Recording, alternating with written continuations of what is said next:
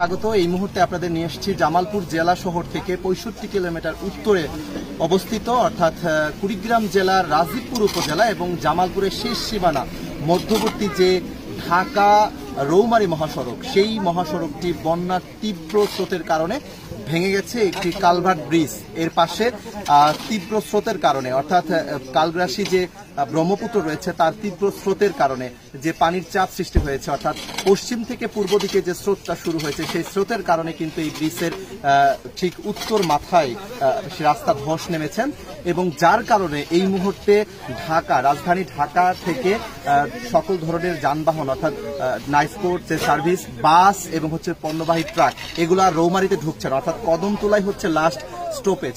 এই জায়গা থেকে আর কোনো ধরনের বাস এবং পণ্যবাহী ট্রাকগুলো রৌমারীর উদ্দেশ্যে আর যাত্রা করছেন না।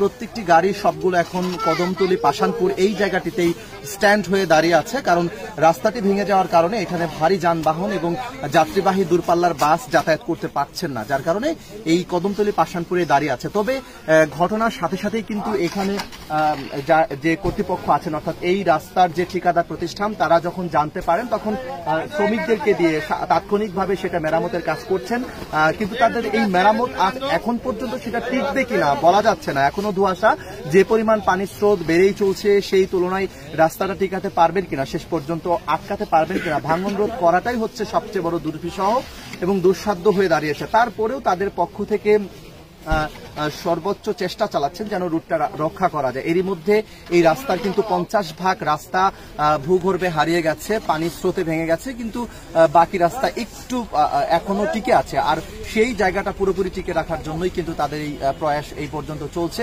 দেখা যায় শেষ পর্যন্ত রাস্তাটা টিকা যায় কিনা। তবে যেহেতু রাস্তাটির 50% এরই মধ্যে ভূগর্ভে হারিয়ে গেছে, ভেঙে গেছে, যার কারণে ঝুঁকি নিয়ে আর কোনো ঢাকা থেকে আগত বাসগুলো রৌমারীর উদ্দেশ্যে যাচ্ছেন না এবং পণ্যবাহী ট্রাকগুলো যাচ্ছে না। সবগুলো এখন কদমতলা পাশানপুরে এখানে স্টপেজ এবং টার্মিনাল ভ্রাম্যমান হিসেবেই এখানে আছেন।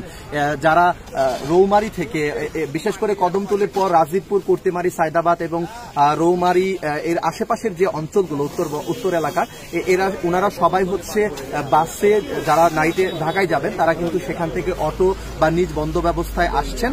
আসার পর তারা যে নাইট কোচ সার্ভিস অর্থাৎ ঢাকার যে বাসগুলো আছেন সেগুলো কদমতলিতে এসে বাসে উঠতেছেন, যার কারণে চরম এক প্রকার দুর্ভোগের শিকার তারা।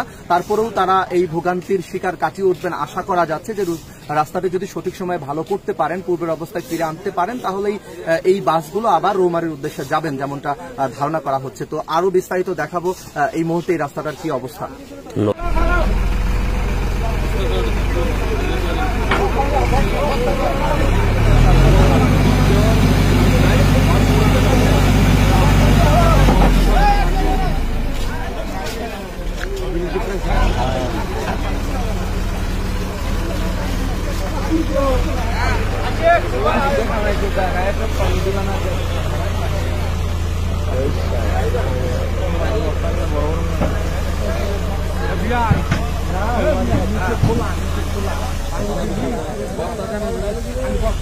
ফেরের বালু দিলি পরে পানি উগলি খাম বানানো